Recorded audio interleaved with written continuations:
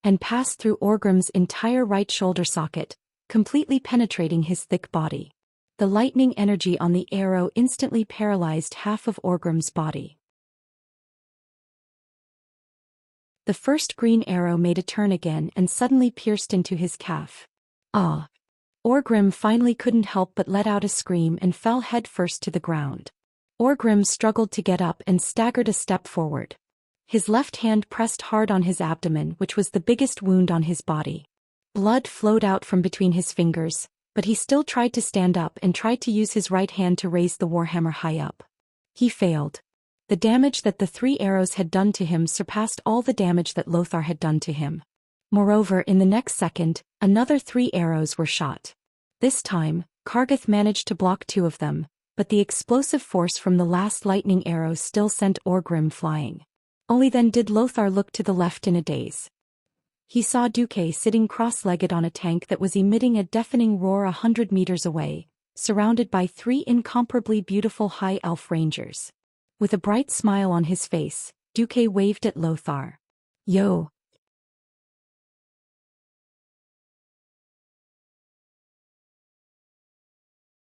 Chapter 571.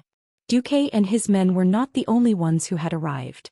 Kilrog, Deadeye and Zulu Hid had brought nearly 1,000 orc warriors with them. On the Alliance's side, the 12 paladins and the entire human army were rushing over. The Storm royal family's knights had already broken through Orgrim's personal guards and rushed to Lothar's side, surrounding the Alliance commander. Not only that, over 100 steam tanks were also rushing over. The dwarves were firing with all their might, clearing the entire area of orcs. In the distance, after the tank assault team rushed back and forth, the entire orc army had been cut into several pieces. There were not many horde flags still fluttering on the battlefield. Although these clans were still struggling under the attacks of the humans, more and more mages and heavy cannons entered the battlefield, rendering their resistance useless.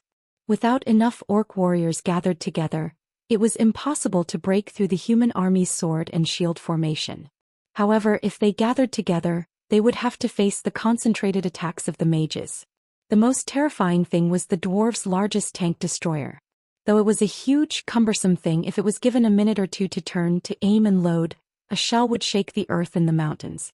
Within the area it hit, everything within a radius of more than 200 meters would be completely barren.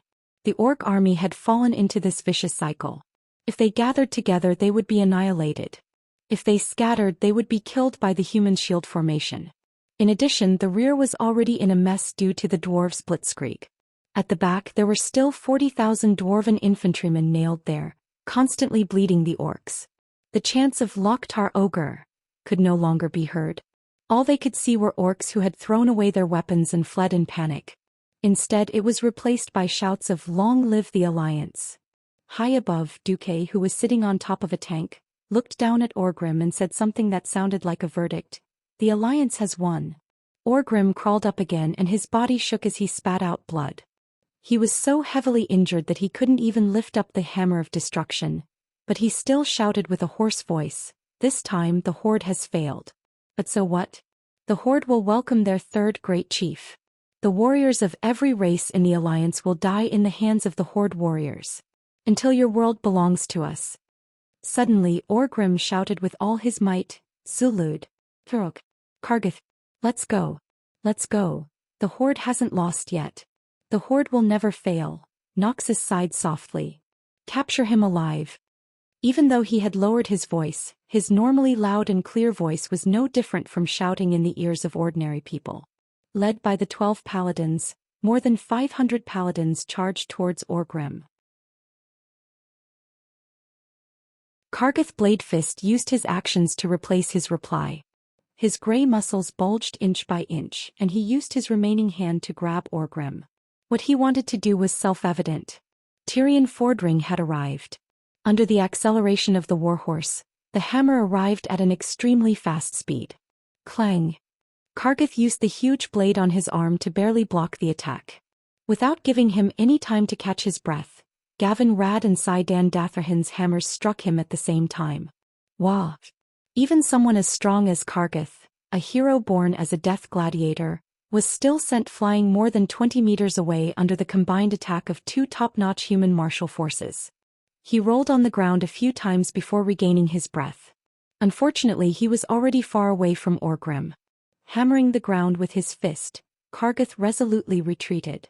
Yes, he had tried his best. Kilrog Deadeye swung his sharp bone-spiked axe, sending a human paladin flying with a single blow. The hard bone penetrated the paladin's plate armor, and even his intestines were hooked out. He used his only remaining eye to look at Orgrim, who had already been rushed to his side by the 12 paladins. Without hesitation he turned around and left. But Zulud, Orgrim's assistant, under everyone's astonished gazes, charged over while swinging his hammer. That's right. He wanted to save Orgrim. Under the watchful eyes of nearly 1,000 human paladins, 12 inhumanly ferocious paladins, and 3 female ranger heroes who were even sharper than the male ranger heroes, he wanted to save his most beloved great chief. This was no longer logic or courage. At this moment, Zulud was more like a fanatical martyr. It wasn't just him. There were also over 300 orc warriors who charged with him. They were all great warriors. Uther. Noxus, who was panting, shouted at the paladin leader. There was no need to say more. Everyone understood. Duque raised his hands and pressed down on Servana's and Sasha's bows. Magni, who was about to order the cannons to fire, also put down his hand. This was the last battle of this campaign. True warriors transcended borders and even races. They deserved to be respected.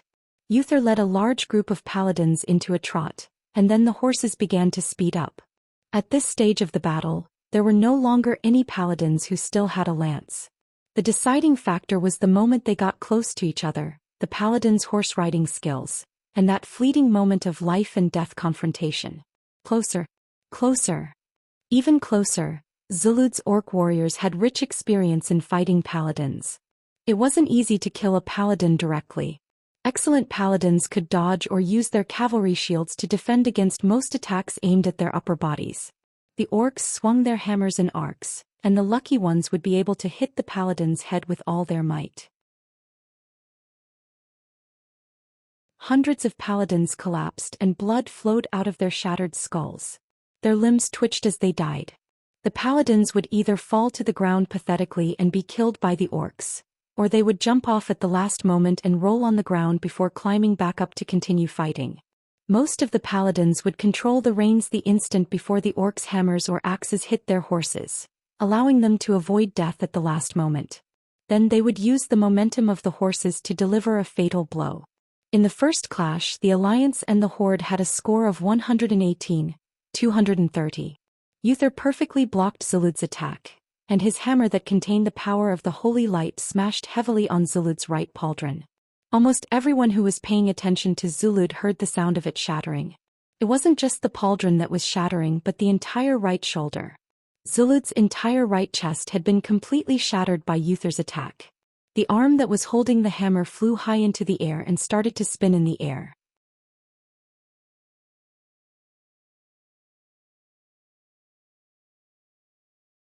Chapter 572. At this moment Turalian arrived on horseback, ready to deal the final blow to Zulud. At this moment, Zulud made a move that shocked everyone. He grabbed the lower half of his right arm with his left hand, and with the broken arm and the hammer he swung it down towards Turalian's head. This was definitely not something a normal person could do. At the same time it was almost impossible. No one would have predicted that their entire arm would be sent flying. And it was even more impossible for anyone to think that their broken arm would still be able to hold the hammer in their hand tightly. But Zulud did it, and it was out of everyone's expectations. The weapon that was swung down at high speed was like a huge nunchaku. One was his own arm and the other was his huge warhammer. Even Turalian, who had been through hundreds of battles until now, was a little dumbfounded by this scene. There was no time to dodge, and Turalian reflexively swung the warhammer in his hand again. Before Zulud's warhammer could hit his head, the knight's hammer that was glowing in a holy golden light smashed into Zulud's face. Both of them were hit almost at the same time. Zulud was dead. Under the powerful holy attack, his entire face collapsed under the heavy blow, and under the despairing gaze of Great Chief Orgrim, who he respected the most, he fell to the ground. His body twitched, and as his life left his body, Nothing could stop the blood from flowing out of his broken head. Turalian's holy light had saved his life. The thick holy light suddenly rose up, looking like a glowing eggshell, and it had perfectly saved Turalian from the fate of having his head smashed to pieces and dying. The invincibility of a knight was a life-saving trump card at any time. Any qualified paladin should not die on the battlefield before activating his holy shield. There was danger. No danger. Orgrim didn't show his weakness like everyone expected. He looked at Zulud's body and the last of his ferociousness exploded. His injured shoulder could no longer lift the heavy hammer of destruction. Suddenly he pulled out 2 daggers made from the teeth of an unknown giant beast from his waist and began his doomed attempt to break out of the encirclement. This method was hopeless and insane. Under everyone's gazes, it was Turalian who charged forward. He jumped down from his horse and swung his hammer. No one warned Turalian. Everyone knew that Turalian was a steady and thoughtful person. As expected, Turalian spun his hammer at the last moment and hit the orc great chief with the side of the hammer instead of the sharp tip. The well-timed impact knocked Orgrim to his knees and sent him sprawling to the ground. More than one person saw the rise and fall of the orc chief's chest. "You shall receive justice for your grave crime of slaughtering humans," he said to the unconscious Orgrim, the holy light still surrounding him. "You will be paraded in chains in every king city of the Alliance to atone for your sins." Uther came as well. Standing beside Turalian, Uther's body shone with a golden light that was brighter than the brightest sunlight. The orcs could either turn around and run for their lives, or they could only cover their eyes with their arms and cower in the blinding light. Coincidentally, the last orc who dared to rush forward to save their great chief was killed in the light. The holy light faded. Not far away, more than 1,000 pairs of orcs watched dumbfoundedly as their leader was dragged up like a dead dog and tied up with thick chains. Failed. The strongest beastman in the entire horde, the invincible Orgrim in Makra, was defeated. Not only Orgrim but also Lexa, who was famous among the beastmen for his bravery, was also captured. For the orcs who revered individual strength, this was a shocking matter that was enough to cause their beliefs to collapse. The great chief lost. Oh no, we lost. The great chief was captured. Ancestors. The strongest man in Makra was defeated. Not every human could understand the orc language, but that didn't stop them from sensing the fear and weakness in the orcs' cries. "Don't let them get away," Lothar waved his hand. That's right, the orcs weren't surrendering, they were running. Chasing after fleeing soldiers was a tradition since ancient times. The holy knights got on their horses again and chanted prayers while pointing their hammers at the orcs. Holy light shone from the eyes of the paladins, from their hands, from the hammers they lifted. The black scorched ground under their feet was illuminated by the holy light that gushed out from their bodies. Kill these evil beings, turn these rude and evil creatures into dust, and rid the world of their pollution forever. Uther shouted the Church of Holy Light's doctrine. He took the lead and charged forward, throwing out light hammers that were as blazing as the sun. The Holy Knight's Hammer of Wrath contained the Holy Knight's greatest rage against evil. This was the release of the rage in his heart, and it was a judgment from the Holy Light. Many orcs were still running away, and before they could react, they were killed by the hammers made of Holy Light. The Holy Knight's charge broke the temporary silence on the battlefield, and the other orcs and humans started fighting again. The rest of the Alliance's troops followed suit. The orcs fell into panic after witnessing Orgrim's defeat, and nearly 150,000 orcs tried to escape the battlefield. The steep terrain of the Blackstone Fortress was a huge trap for the orcs who were trying to escape. The first point of all fortresses was that they were easy to defend and hard to attack. The narrow terrain was the norm. From the scorching canyon to the Blackstone Mountain, there was only a 45-degree slope that was less than 500 meters wide, and it got narrower the further you went. Other than that, almost all the steep mountains had a slope of more than 70 degrees. If there were pursuers behind, climbing up would be a target. Hundreds of thousands of orcs squeezed at the foot of the mountain. Even though the humans behind them didn't outnumber them by much, none of the orcs dared to turn back and fight. They squeezed with all their might and even tore at the limbs of their comrades, just for the only way to escape. Fire, fire. Don't be afraid of explosions. Give all our cannonballs to those green-skinned beasts. Magni shouted excitedly. Other than the ones that were destroyed by the orcs or ogres, and the ones that broke down along the way, there were still more than 120 of the new steam tanks gathered at the foot of the mountain. Including the armored vehicles, there were 300 of them. Fortunately, the most insane one was the tank destroyer. Fire the small cannons. Boom. Every time there was a deafening explosion, there would be a storm of blood. The orcs were finished.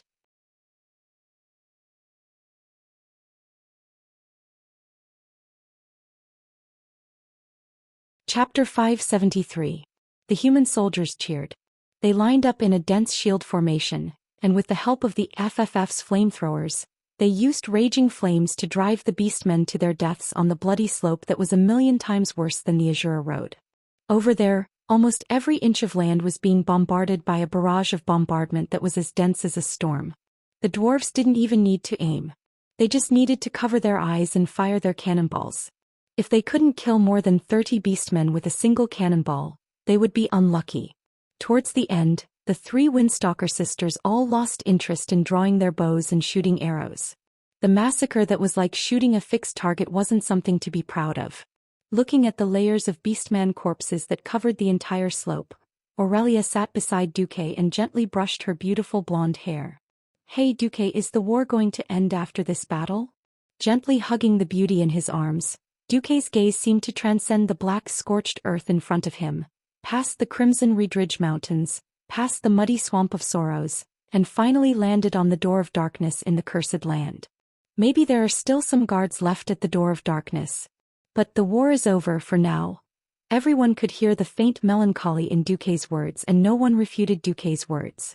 Duque had the highest authority in the entire alliance regarding the Horde. "I heard in the wind that the generals and king of the alliance said that we have to destroy the door of darkness," Sasha said calmly as she sat down. Duque let out a disdainful laugh. "What? It can't be destroyed?" Servana's interest was piqued.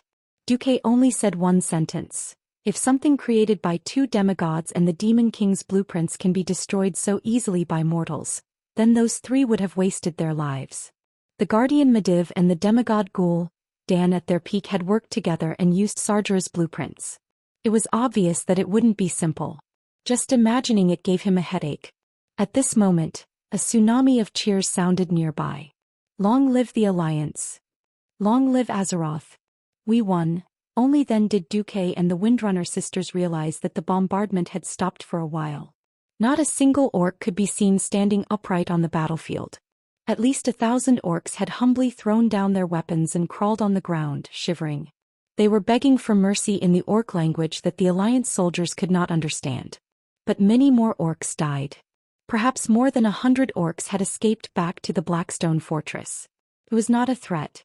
Moreover, Muradin Bronzebeard had already begun leading the elite dwarven secret chamber guards into the Blackstone stronghold for the final sweep. At this time, Lothar, who was dressed in casual clothes, came to the side of Duque's steam tank with the help of Turayan. It seemed that his wounds had already healed after the priest used Holy Light spell to heal him. However, the blood that had flowed out would not be replenished so quickly. "Thanks for your armor, Duque." Lothar was still very weak, but he had the brightest smile on his face. "Damn it, you're still so handsome at such an old age. Should I let you die?" As he cursed in his heart, Duke, who had a dark heart for a short period of time, would never admit that he was jealous that Lothar was more handsome than him. "Uncle Anduin, you're old. Don't charge anymore. That's for the young." Duque raised his chin and looked at Turayan, who was beside Lothar. Anduin Lothar bared his teeth and bulged the muscles on his right arm.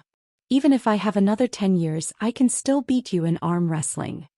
If you allow me to inject mana from the magic circuit into my arm muscles, you won't be my match even if you return to 18 years old." While Duque was speaking, Aurelia suddenly thought of her first night. That was what Duque did. She suddenly flipped out. "Enough, you 2 injured people, go and recuperate. The Alliance won't be able to survive without you 2. Under Aurelia's anger, Duque and Anduin shrunk their heads at the same time, like 2 children who had done something wrong. The people around them burst into laughter. After a while, Anduin then smiled. "We've won?" Duque nodded. "We've won. The matter of the dark portal can be left to Mograine and Antonidas. What are you going to do next? Duque looked at Tarina's Menethil too, who had run out again, and suddenly sighed. Although I don't want to say it, my other battle has just begun. Anduin immediately understood what Duque was referring to. Stormwind will always be your strongest shield. Thanks. It did not matter that the others could not understand the conversation between the two of them, as long as they could understand it themselves. In this battle, a total of 238,000 orcs were killed and missing. Apart from Kilrog Deadeye's Bloodring clan, who retreated in advance, almost none of the clans escaped. After a short rest, the pursuing troops set off again. Originally, Anduin and Duque wanted to give the task of pursuing to Mograine. To their surprise, other than Tarina's, all the other kings voted against Mograine's appointment. With no other choice, the two of them could only team up again, leading the Silverhand Knights, Highland Knights and 20,000 dwarves to set off first with 50,000 elites. Mograine led the Scarlet Cross army and other main forces, following closely behind them, 3 days behind. The vanguard led by Lothar spent about a week following the retreating army. After crossing the Red Ridge Mountains, they once again met up with the Griffin Legion from the Elven Forest and Duque's private legion.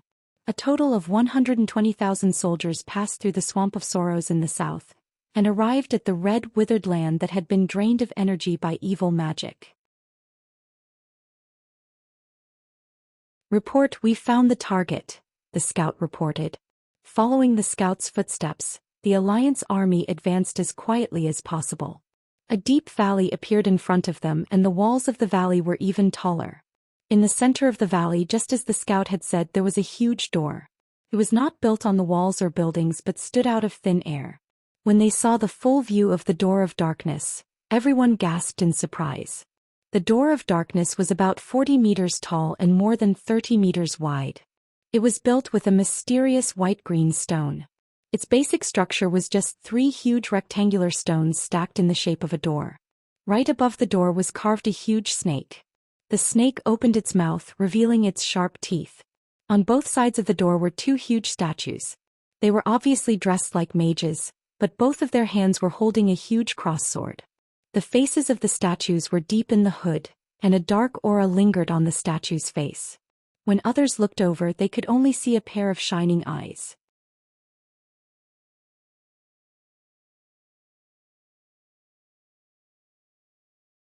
Chapter 574.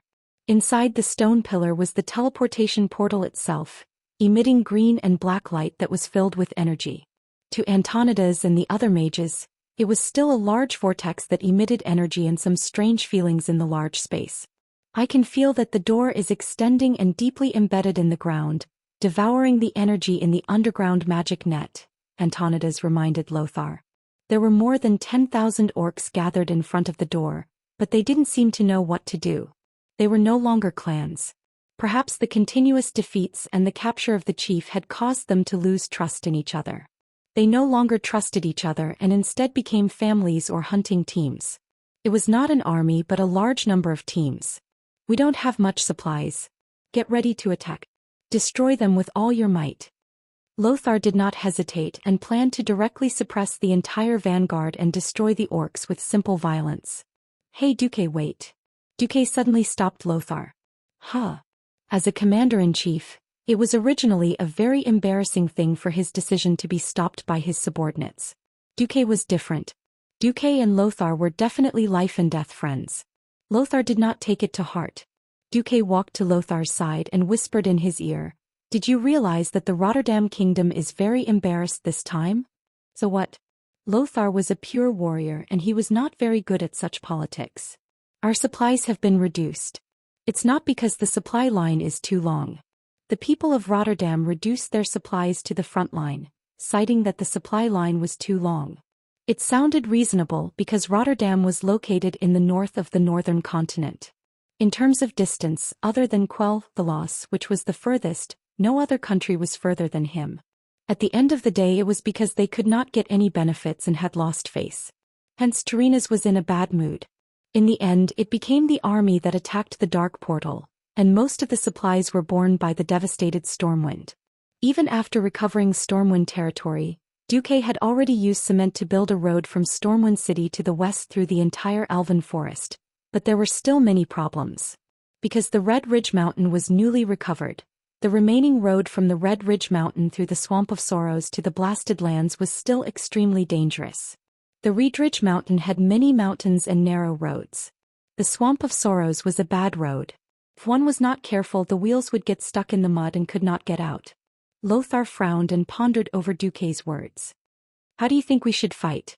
Didn't Duke Charmas mention why he doesn't allow some orcs to mine in a casual conversation? Everyone knew that Duke Charmas was King Tarina's trusted aide. His opinion was the same as Tarina's. King Tarina's was too embarrassed to say it out loud, so he let him test the other countries. In this life, history had changed a lot.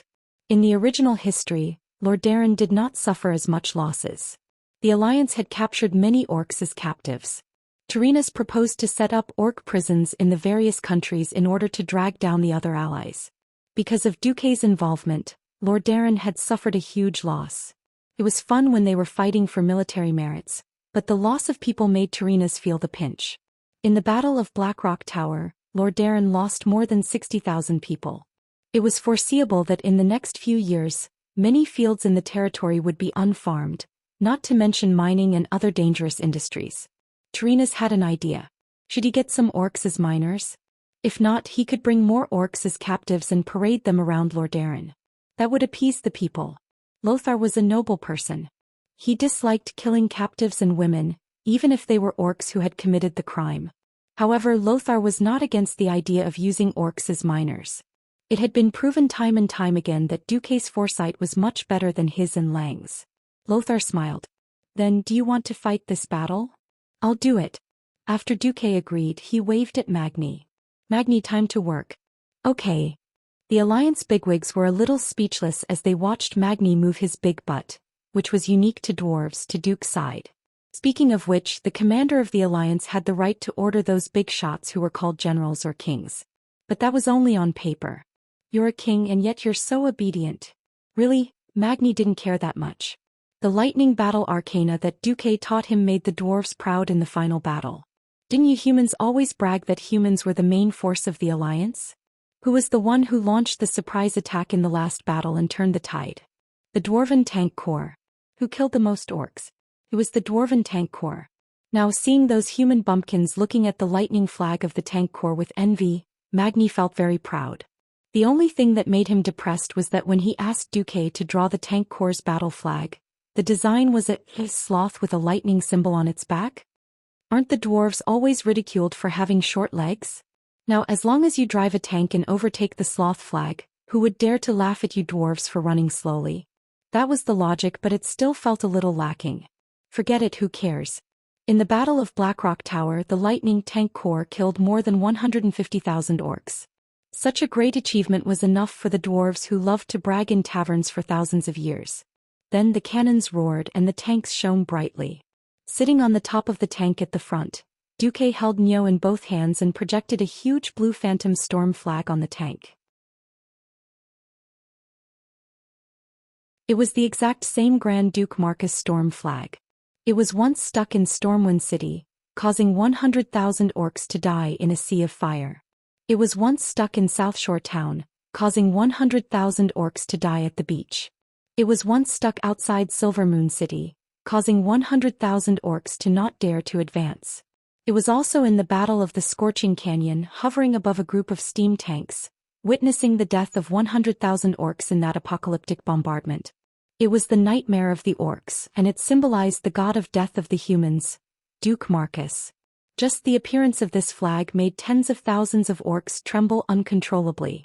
Duque's voice was amplified by magic and resounded throughout the battlefield. It was a broadcast in orc language. I am the Storm Grand Duke Marcus, and I declare for the last time that all orcs will be spared if they surrender. Otherwise, cry, shout, then die, haha. The domineering evil declaration was full of arrogance and terror. If not for Duque's actual achievements, this would just be the barking of a mad dog. But this was the declaration of that Duke Marcus. 1, 2, countless of them. The orcs dropped their weapons and knelt before Duque as if on a pilgrimage. They lowered their arrogant heads that they thought they would never lower and prostrated on the ground. Many years later, on that day every year, countless old orcs would still recall the terror of being dominated by the great demon god Duque, as well as the humiliation of being helpless in front of the demon god Duque.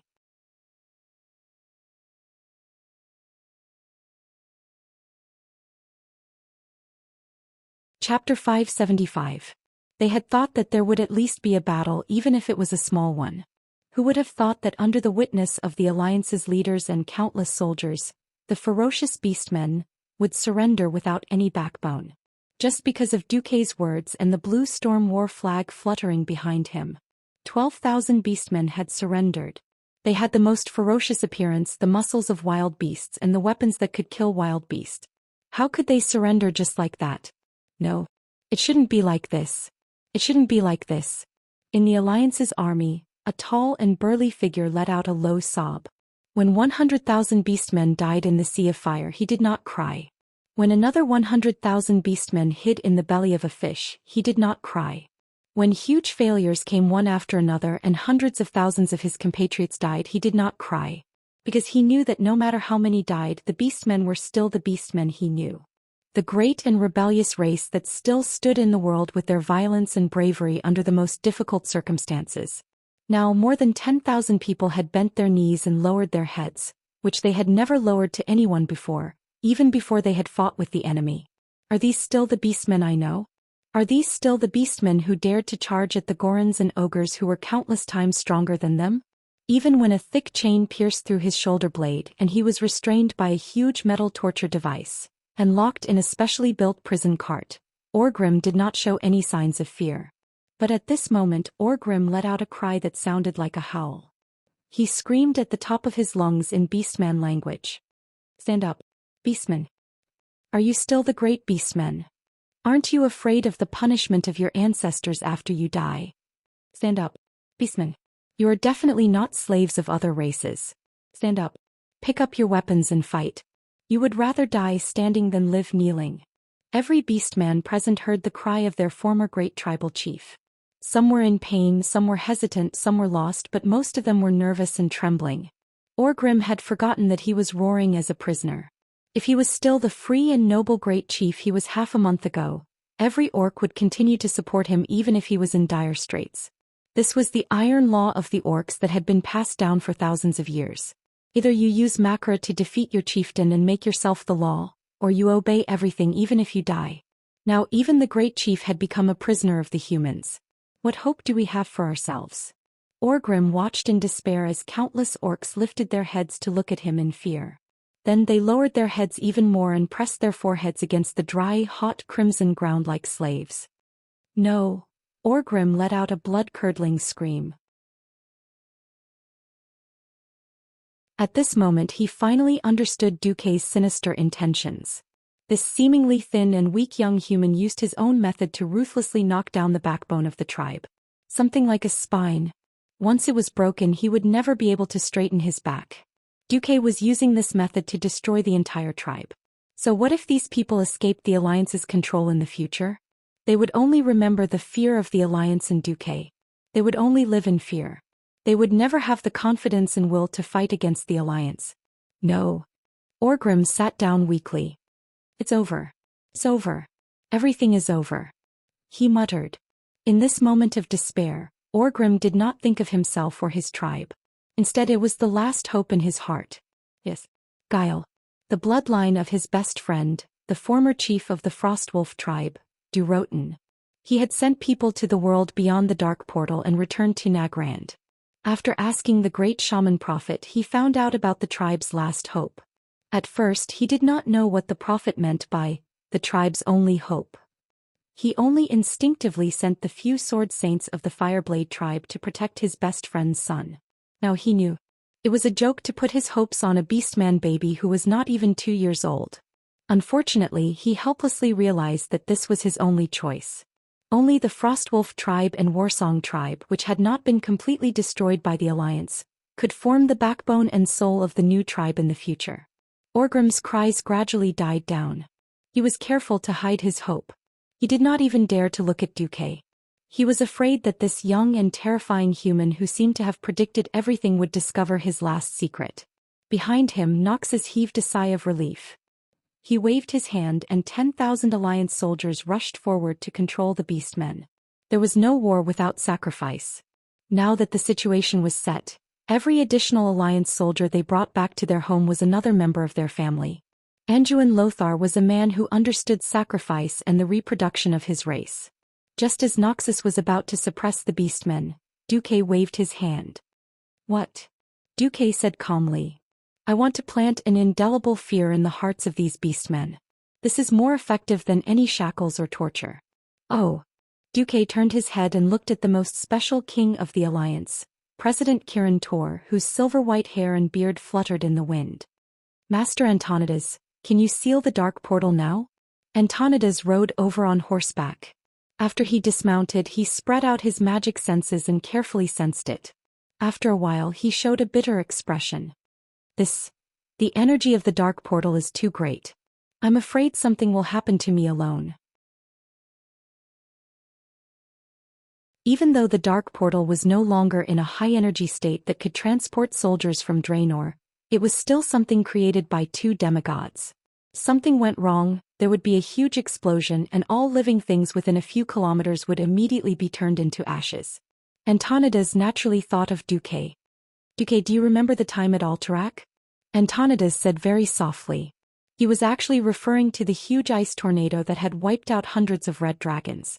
That was the first time the two had worked together perfectly. In a sense, even though Duque could not mobilize such a huge amount of magic, Duque's ability to manipulate magic. Even if Antonidas did not want to admit it, he had to admit that Duque's manipulation was above his. Antonidas's suggestion was actually to let Duque lend a hand again.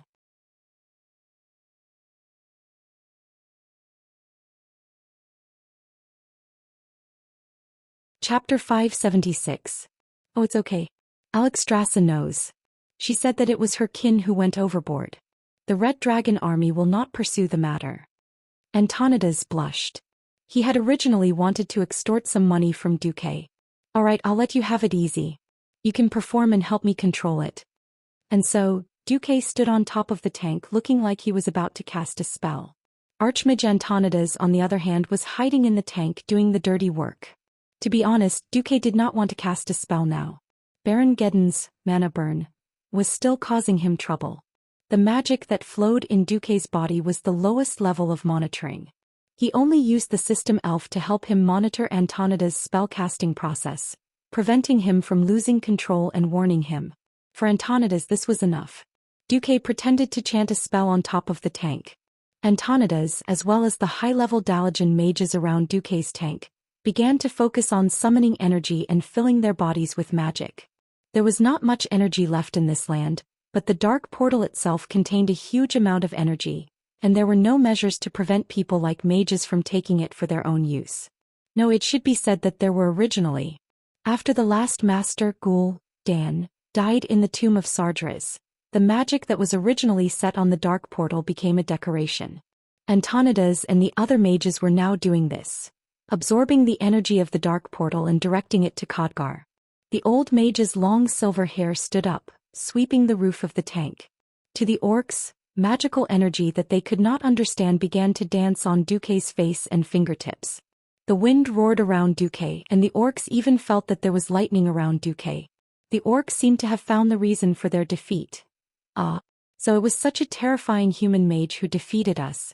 They began to hold their breath, not even daring to make a sound. Facing the door of darkness, Duque closed his eyes, opened his arms and opened his palms. He slowly pushed against the door of darkness, as if he wanted to release all the energy he had absorbed earlier. Of course, this was only the work of the poor blue-collared mage in the tank. The enormous energy gathered in front of Duque and formed a mysterious, pulsating, glowing ball-shaped object with countless light spots hovering around it. Even without any knowledge of mysticism, everyone who saw this scene could easily sense this energy ball, feel its pulsation and feel its condensation. Duque was very satisfied with the fearful and respectful gazes that came from all directions. Very good. His level of acting cool was already maxed out. Duque secretly gave himself a 360-degree compliment. Well, it's just to scare the orcs anyway, so there's no need for him to be proud of it. Hehehe.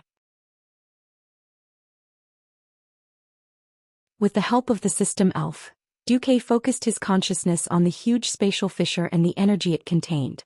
He confirmed its location again and sent a clear 3D spatial spell model to Antonidas. Antonidas, who was below, shuddered, and a bitter taste appeared in his mouth. Is it really because of the difference in talent? I've just begun to sense the shape of the fissure, and this devilish little guy Duque has already made the entire spatial fissure model.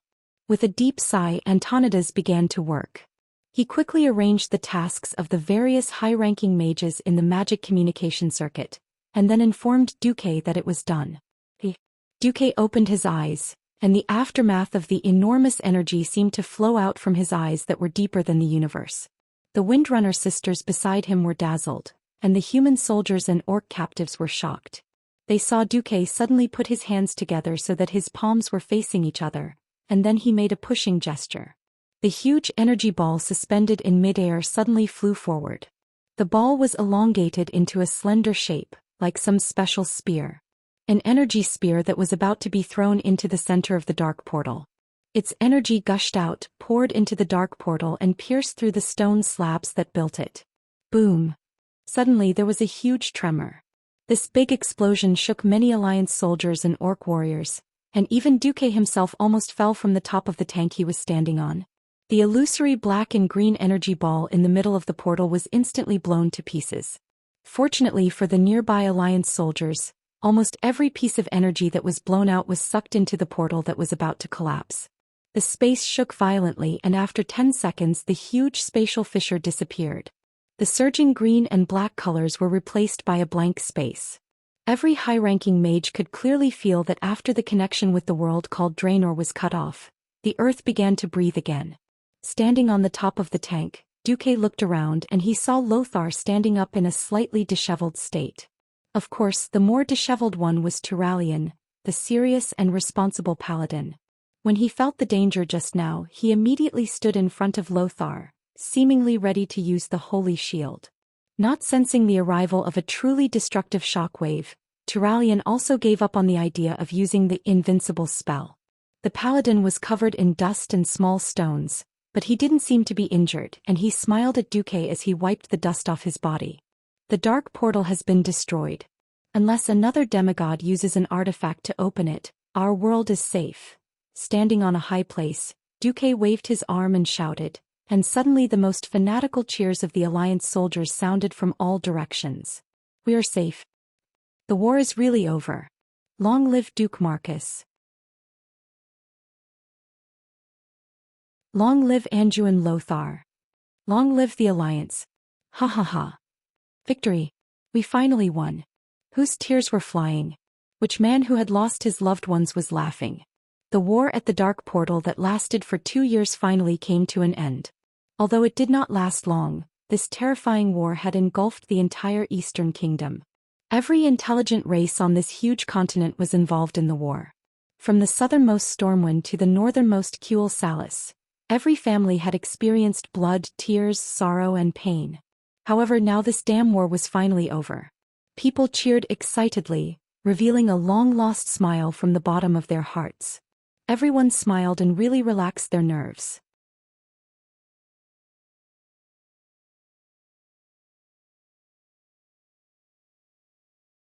Chapter 577. The bitterness of failure spread on the lips of every orc.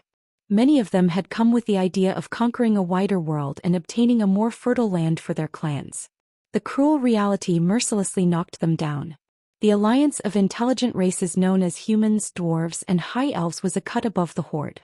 They were kicked from the position of great conquerors to the position of captives. The joy of victory spread in the hearts of every member of the alliance. People were cheering and hugging each other everywhere. Everyone patted each other's shoulders and celebrated their victory. They were celebrating that they had safely survived this terrible war. Aurelia looked at Duque's side profile and felt a surge of excitement that no one else could understand. As one of the biggest witnesses of Duque's miracle, she had watched Duque walk step by step from a penniless mage apprentice to a hero of the Alliance. She still remembered that 2 years ago, Duque was still a little boy who relied on the mage apprentice handbook that she had given him to start his career. Then she had spent 3 months in prison for this despicable guy. No matter how many times she thought about it, she still felt that it was hateful. Then this guy appeared as the perfect savior for Kuel Salis, who was on the brink of death, and saved the entire High Elf's kingdom in one fell swoop under the gaze of the Silver Moon Council and Sun King. What was it about Duque that deeply attracted her and made her heart, which had been silent for countless years, so excited that she was willing to do anything for him?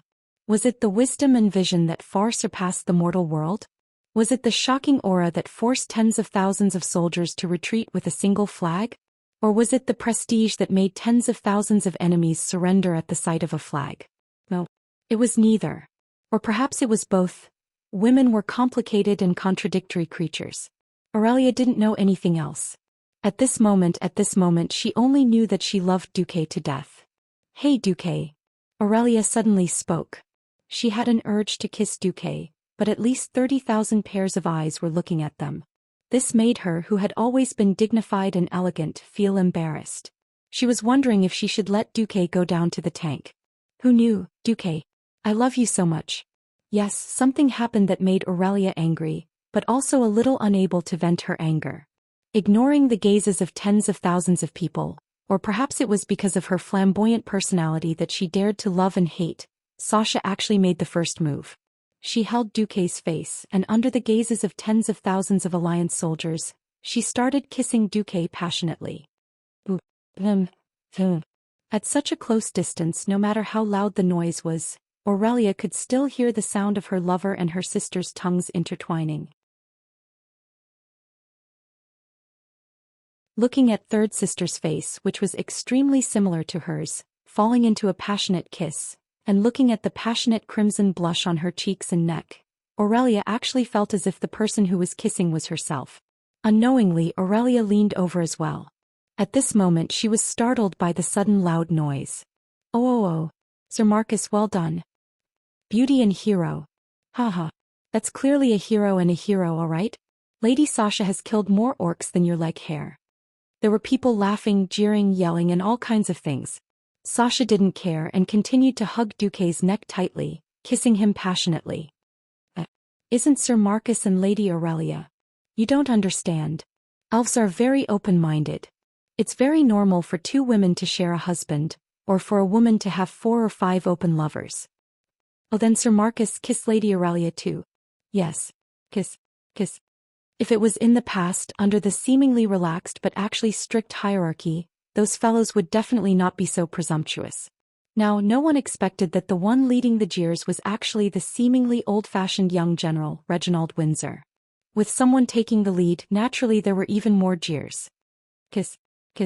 With Duque's private soldiers taking the lead, the shouts were almost uniform. Aurelia couldn't hold back her embarrassment. On the other side, after hearing everyone's shouts, Sasha reluctantly let go of Duque. Here, you're my big sisters now. After saying that, she even stuck out her tongue mischievously at her big sister, and then licked her red lips, looking as if she hadn't had enough. She wouldn't have let go of Duque if not for everyone's request. Kiss. The cheers of the rowdy bastards soared to the sky. No, Duque, I still don't think it's good. At the crucial moment, Aurelia's reservations flared up. At the crucial moment, Duque's dominance leaked out. He forcefully grabbed Aurelia's waist with his left hand, and locked his right hand tightly with hers. Then he kissed her deeply. Oh. The tens of thousands of onlookers were happy. Satisfied. They all let out all kinds of strange cries and some even clapped. Aurelia was clearly embarrassed, but she was surprised to find that she enjoyed this feeling. The slightly rebellious feeling at the moment of celebration wasn't bad either. Standing behind Duke, listening to the tsunami-like cheers, sensing the support and trust of millions upon millions of people towards Duke, Servanas suddenly understood a little why his proud and arrogant eldest sister and his most curious and intuitive third sister would fall in love with the same man. It was simple because the person before them was the great hero of the Alliance, Duke Marcus. His name was a legend. His name was a holy one. He and the heroes of the Alliance who fought alongside him were destined to become an indispensable part of the glorious history of the Alliance. The war was over. The Alliance had won. The world of Azeroth was safe. Even if it was only a temporary safety. This didn't stop the entire world of humans, dwarves, and elves from celebrating this glorious and great victory. From the southernmost Stormwind kingdom of human civilization to the northernmost Quell the loss of the High Elves. From the westernmost Tirith that was alone in the sea to the easternmost Stromgarde that had just begun to rebuild its homeland. The news of the victory grew wings and spread throughout the entire Eastern Kingdom.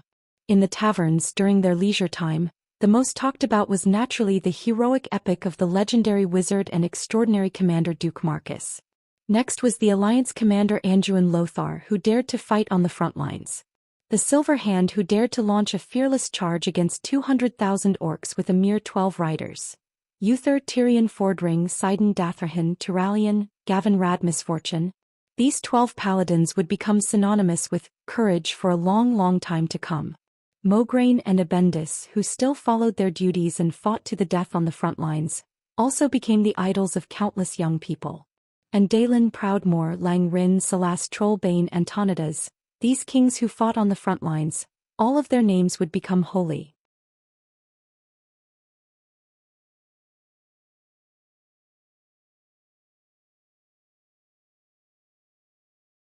Chapter 578. Many people thought that fighting a war was a tough job. No, in fact, rebuilding after the war was a tough job. Thanks to Dudian's planning and ruthlessness, the number of orcs that were captured was far fewer than in history. No one knew exactly how many orcs there were. Perhaps even Orgrim himself didn't know how many orcs had come to Azeroth through the Dark Portal. There were many illiterates among the orcs, so the number of orcs that came to the world of Azeroth was generally counted by clans. Anyway, there were no less than 1 million orcs that came to the world of Azeroth.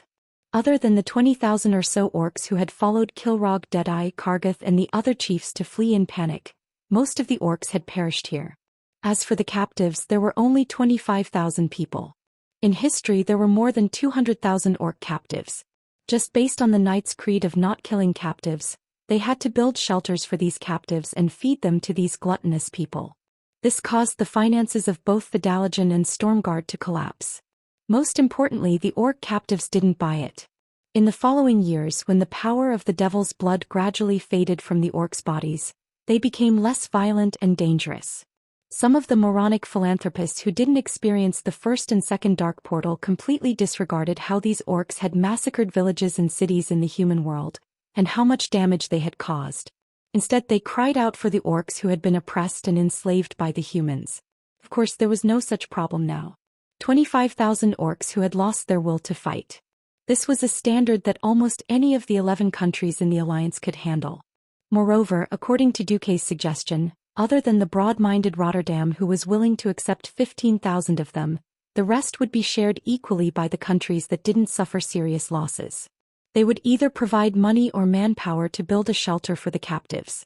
Duque's family planning policy package for the orcs was also passed by a large margin during the Throne Conference. Just like in history, the Alliance finally decided to build a total of 3 small shelters in the Hillsbrad Hills and Arthy Highlands.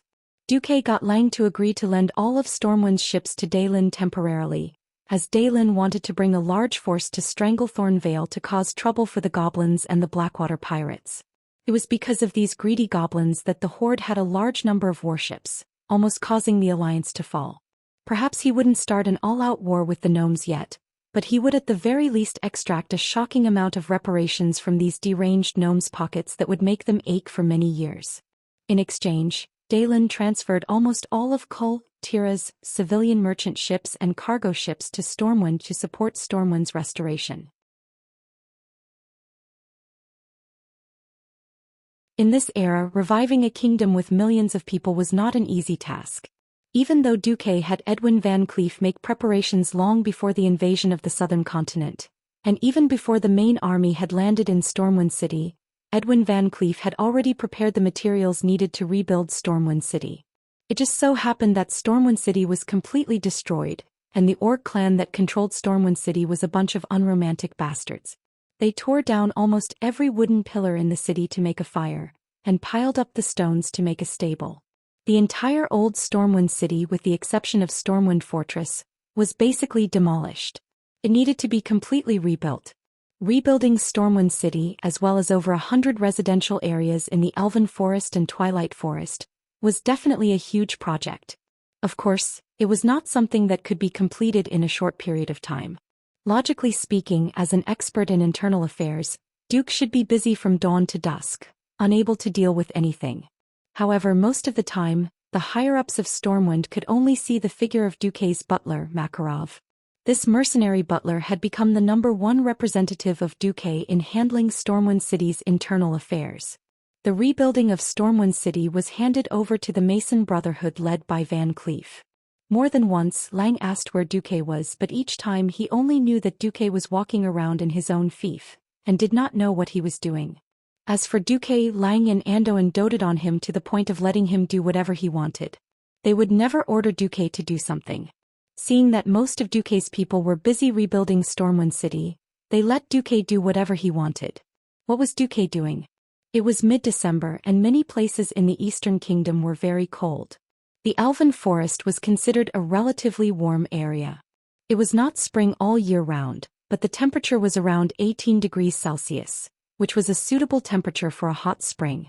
In the East Elven Forest's Stone Monument Lake, near the large lake that had been renamed Windwalk Lake, Sylvanas was rushing through the forest. That bastard Duque. He has no self-awareness as a Grand Duke. Every time I want to find him, I don't know where he is.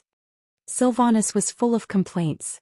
With the surrender of the orcs and the restoration of the Stormwind Kingdom, Duque's title of Grand Duke suddenly became true. As the price for poaching the Windrunner family from Kuel Salis, Duque gave a large piece of land to the 3 Windrunner sisters.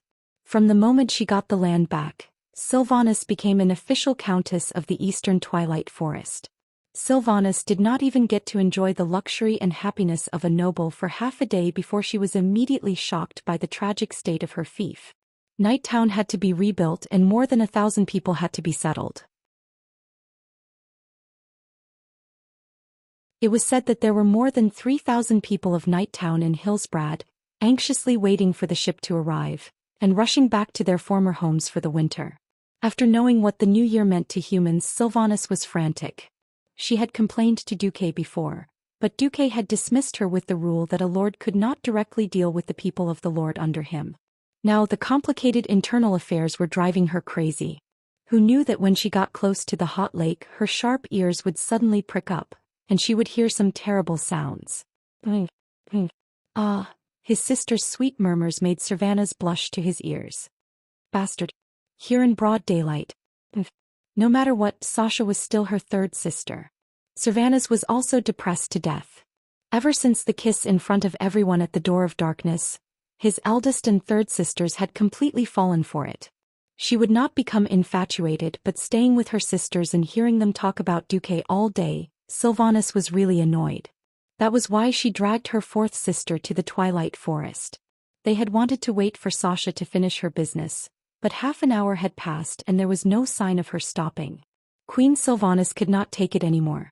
She shot a whistling arrow in an obvious arc and hit the surface of the lake, causing water to splash everywhere.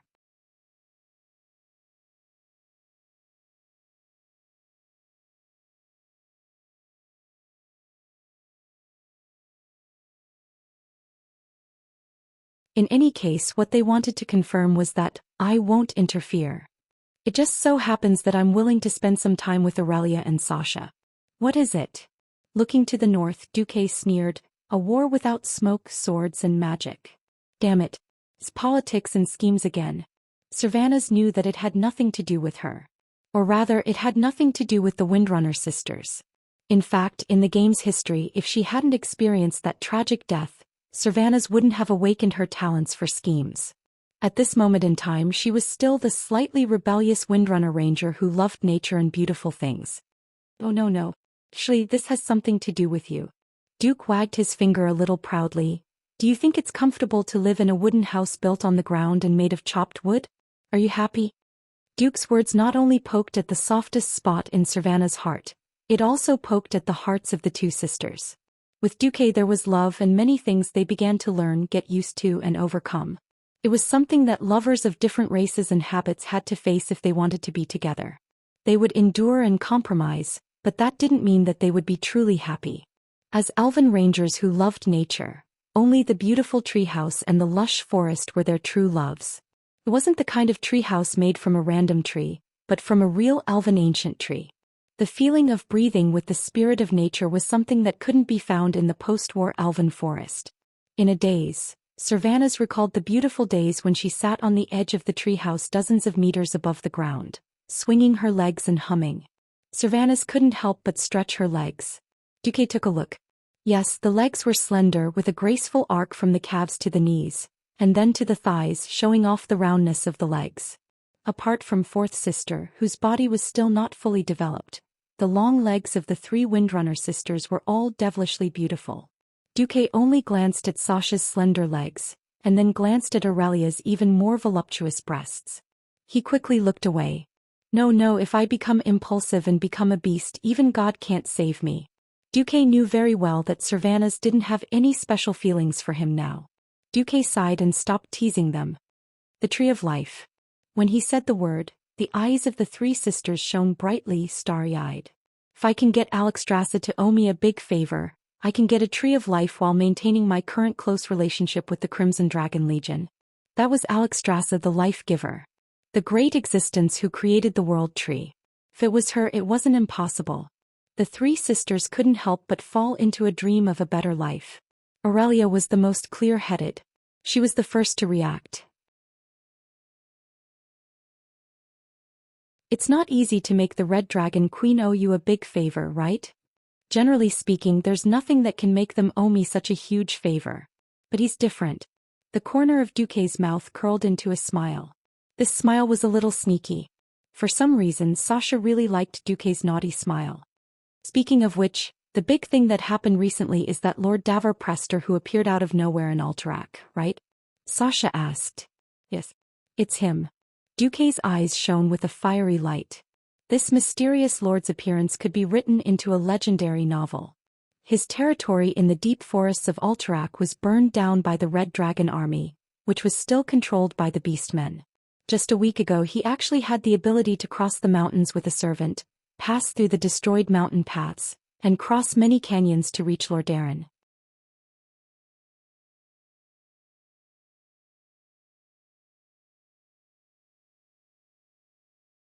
Chapter 580. In fact, in late November when news came from the south that they had won the battle and the Dark Portal was completely sealed, the entire northern continent, Lordaeron, was in an uproar. This did not only refer to the people's uproar, but also the political level. In almost all the major cities of the northern continent, a large number of special convoys suddenly appeared overnight.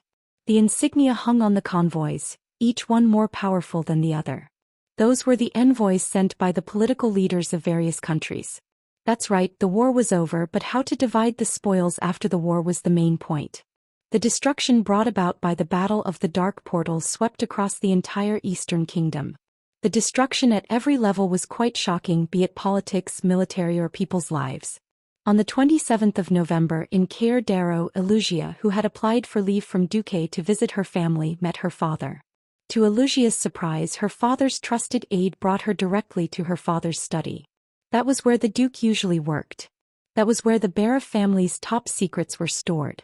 Even though she was the Barev family's daughter, she was never allowed to enter. She saw her father.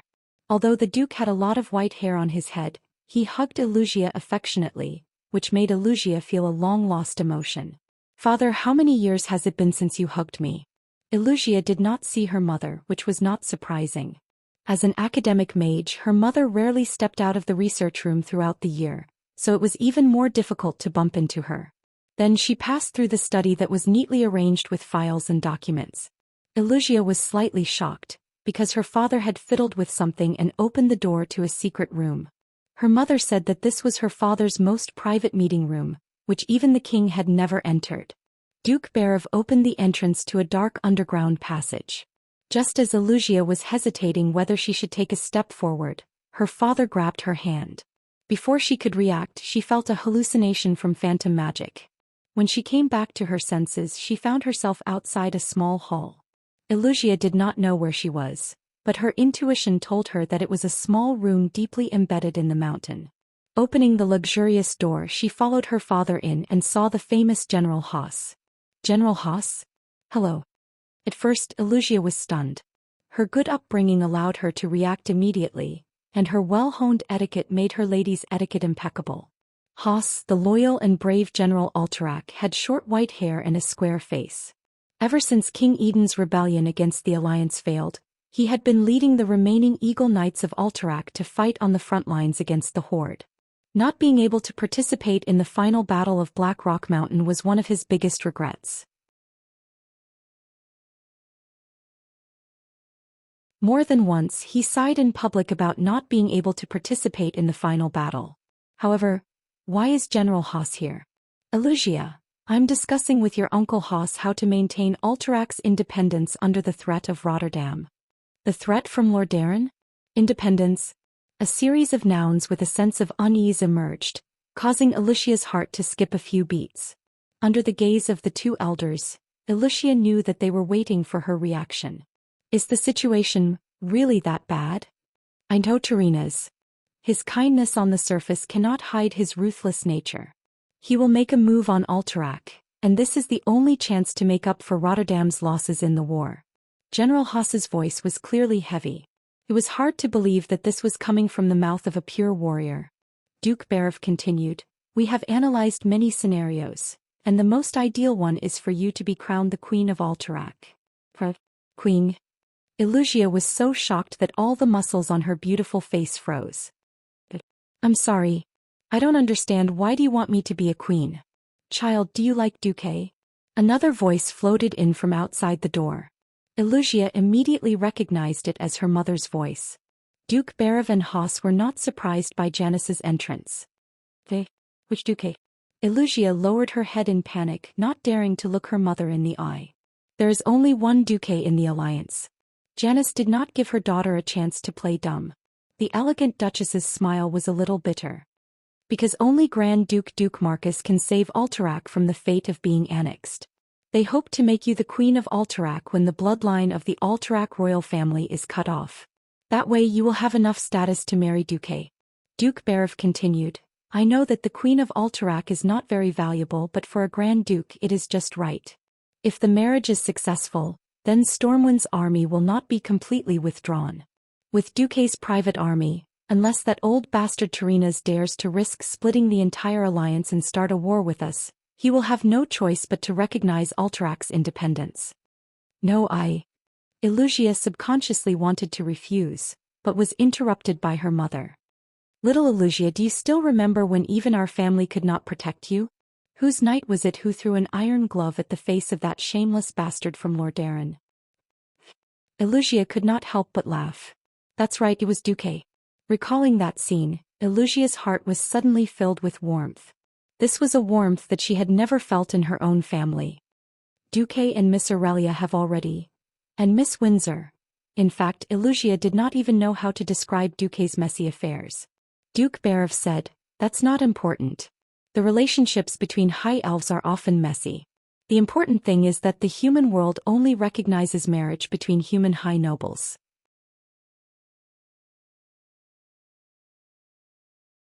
But Elusia was still very hesitant. There are no buts. There is only one important thing now. Are you willing to marry Duque? And is Duque willing to officially marry you?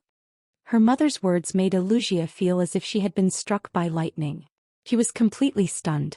We will give you 2 days to think about it. At this time, the higher-ups of the Berev family did not know that in just 2 days, their plans were all in vain. While they were plotting to maintain Alterac's independence and convince Elusia, Duque, accompanied by Alexstrasza, secretly met with someone no one expected him to meet, the Bronze Dragon King Nosdormu.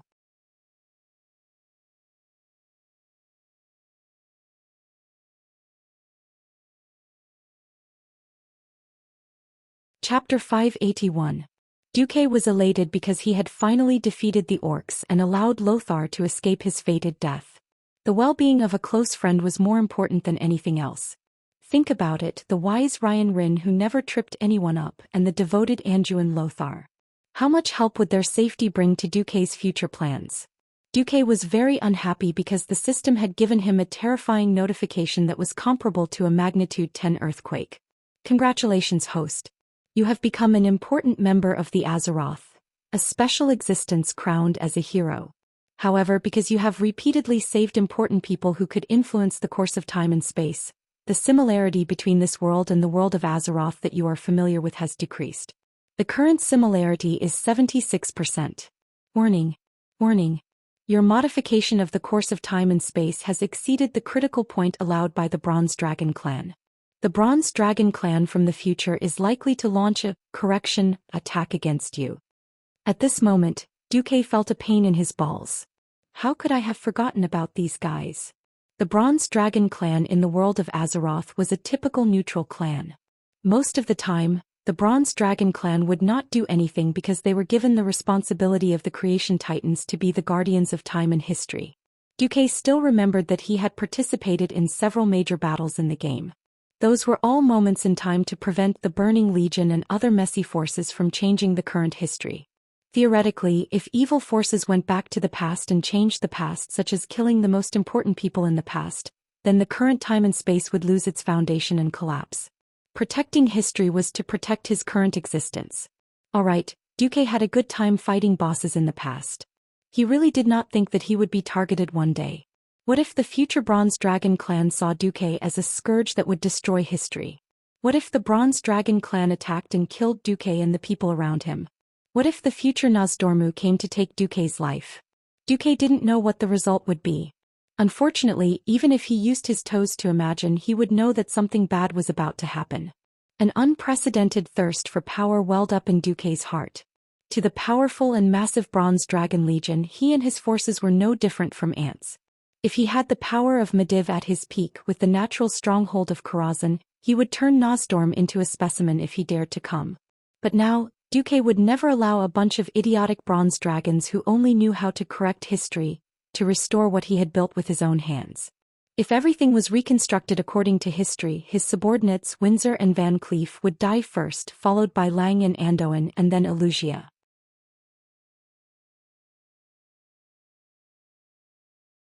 What Duque could not accept was that Aurelia would have died in the expedition to Northrend a few years later.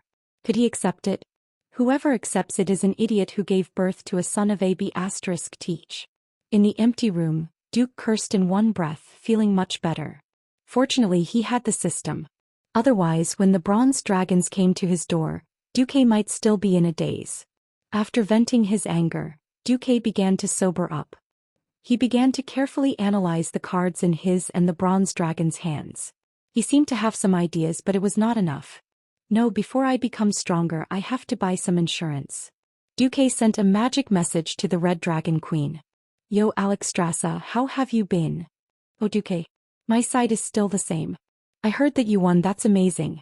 I almost thought that without the support of the Red Dragon Legion, you wouldn't be able to win against those damned green-skinned creatures. Alexstrasza's face was full of surprise. Hehe.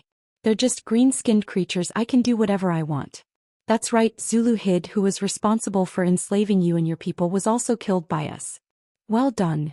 The queen gave Duque a thumbs up. By the way, why are you looking for me?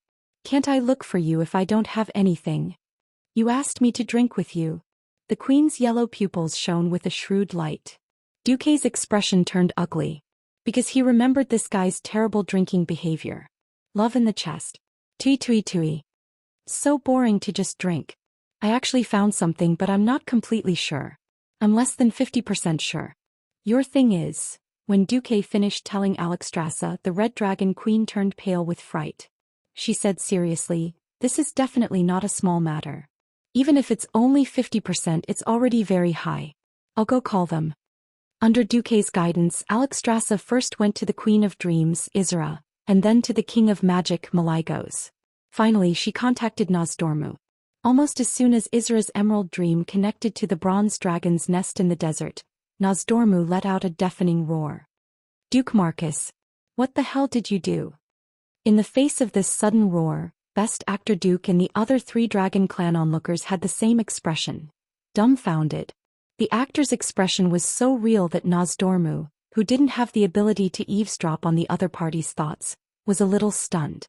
That's rude, Nosdormu. This time, Duque discovered a very important new situation and came to report to us. What the hell are you doing? Or did Duque really do something? Although she said that, Alexstrasza transformed into her dragon form without hesitation, almost completely blocking Duque. Looking at the dumbfounded Duque, Nosdormu started to doubt the information he received from the future. Although the future guy's words were a little serious, Nosdormu was a little conflicted. From what he saw, the future Duque had gone a little overboard, but it wasn't to the extent of going overboard. After all, it was still a good thing. So from the start, Nosdormu tried to scare Duque.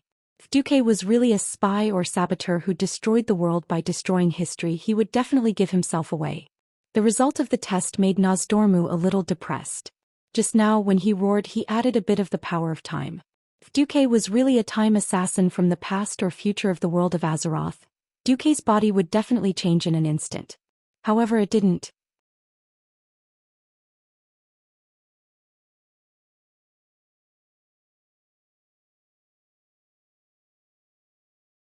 Chapter 582. Was there a mistake? How was that possible? Could the future have made a mistake? Nosdormu couldn't figure it out. Of course, he couldn't figure it out because Duque didn't belong to the realm of time that he controlled. Strictly speaking, Duque belonged to the space faction. Without concrete evidence, Nosdormu didn't dare to make a move in front of his brothers and sisters.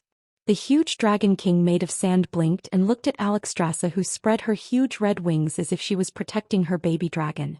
He felt a little embarrassed. No, actually, what we do today will affect the future. Some of the effects will cause the future world to collapse. Duque seems to have changed the fate of many people recently. This has changed the future of Azeroth a little. Most importantly, Duque isn't a native of Azeroth. Nosdormu hesitated in front of Alexstrasza, who was glaring at him. He seemed to be thinking of a better way to phrase it. Isra, who hadn't spoken until now, opened her mouth. Her eyes were still closed in her human form. She looked like a sleeping princess with a delicate face. Her ethereal voice sounded. Change?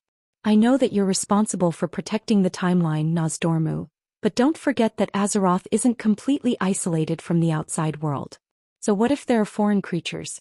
We are the guardian dragons. We protect the safety of all of Azeroth. Isra seemed to glance at Duque. It wasn't a glance in action but a look in feeling. She continued, if it's beneficial to the world, even if the timeline is changed, it shouldn't be a big problem. After all, your ultimate responsibility isn't to protect the timeline, but to protect the entire world of Azeroth. Yes. Alexstrasza interrupted. If it wasn't for Duque, I might still be in that damned cave being humiliated by those evil orcs for who knows how long. The Red Dragon Queen was definitely the more careless type. However, the more she was like this, the more shocking her intuition was.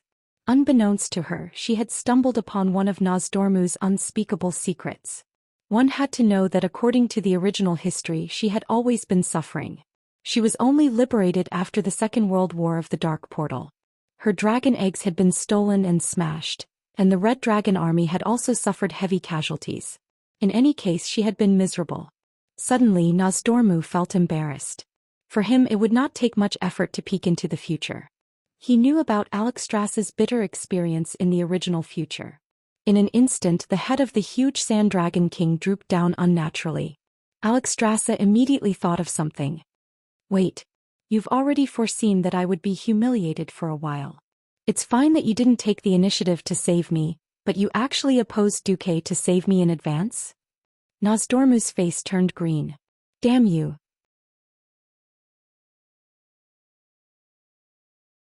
I hate those female dragons with such strong instincts. They brought this upon themselves. Malygos, who was watching from the side, opened his mouth wide while Isra gently held his forehead. Well, the days of being imprisoned were still vivid in her mind.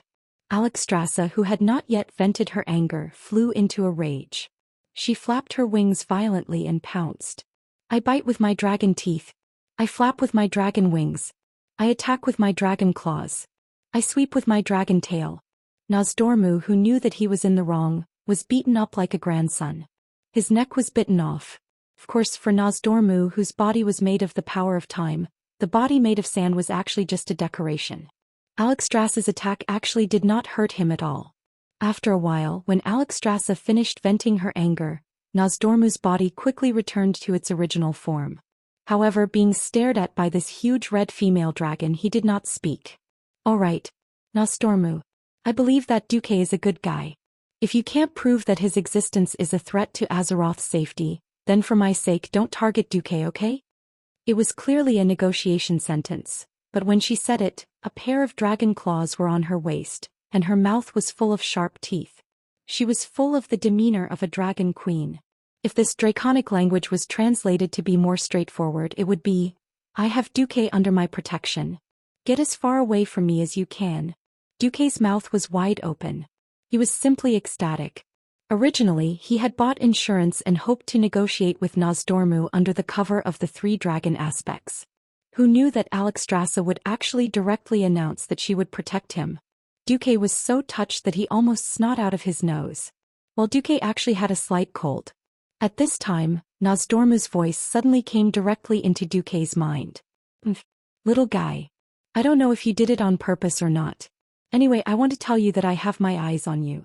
If you are really proven to be the destroyer of the timeline, I will take care of you even if I have to fall out with that stupid female dragon.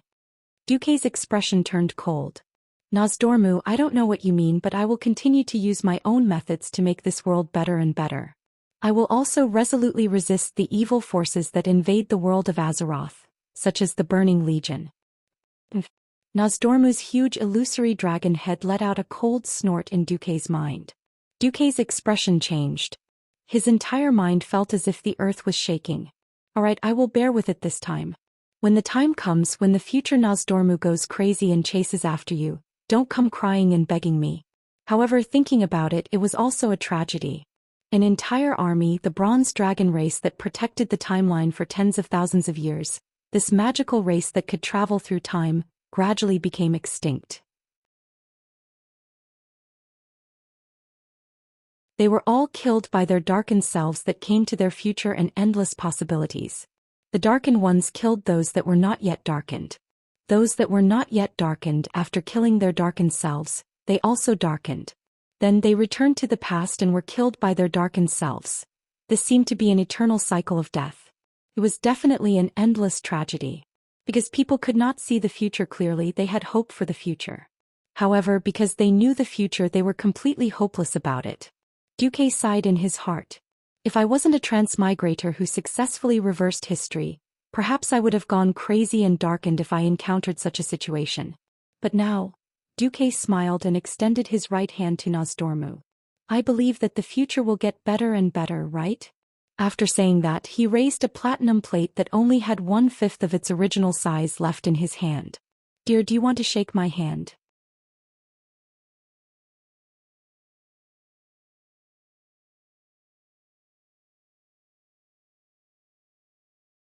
Chapter 583.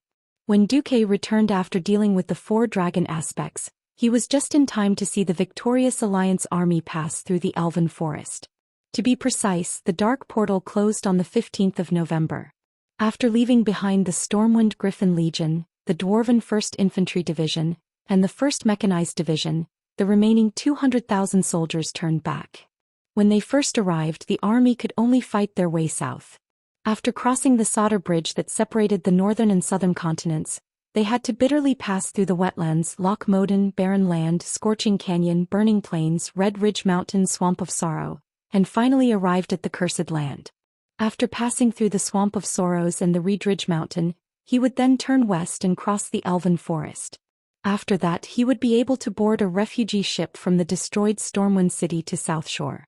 The people of Lordaeron and Gilnis, on the other hand, chose to go straight to the South Flow coast.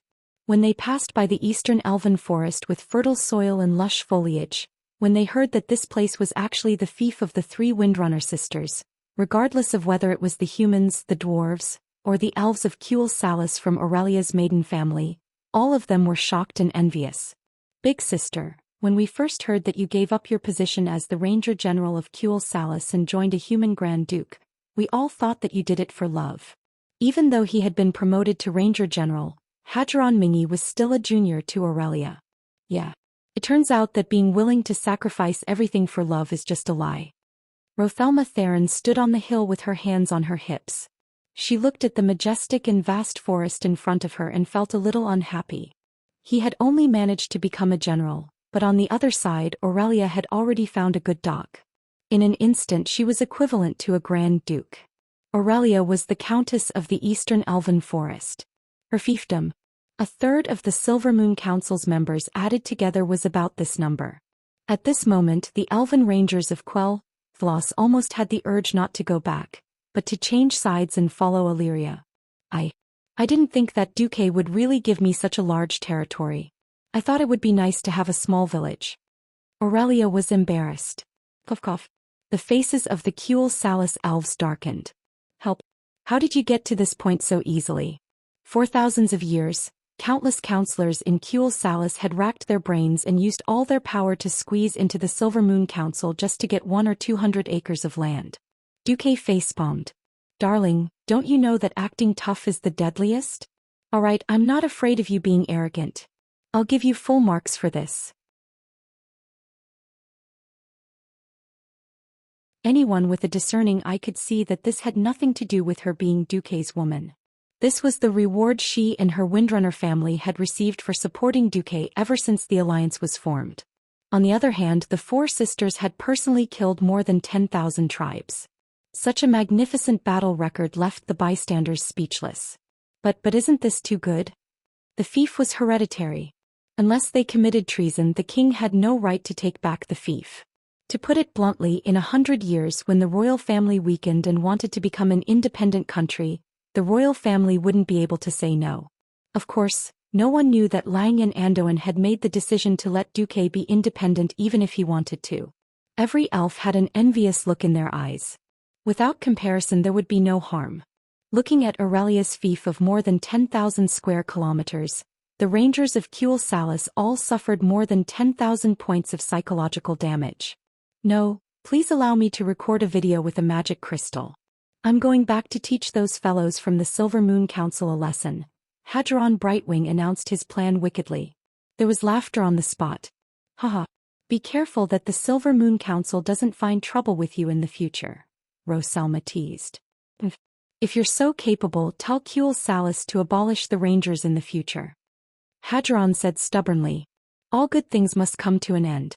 After learning that Duque and Aurelia were going to stay in their fief for the time being and not go back with the rest, Hadron and Roselma both looked slightly sad.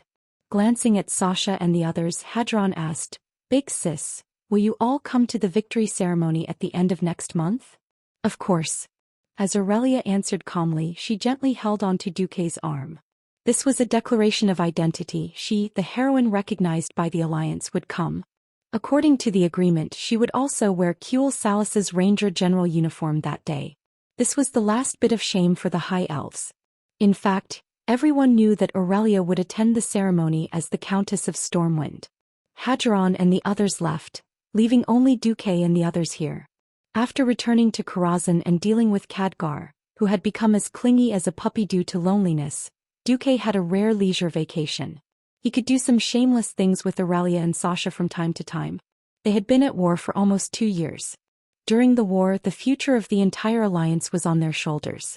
There was no way they could relax. Now that they finally had a break, Duque naturally took this opportunity to relax. To the politicians of the northern kingdoms, what they were most worried about did not happen. Duque, the most influential person in the entire alliance, did not seem to have any plans to interfere with the situation in the north.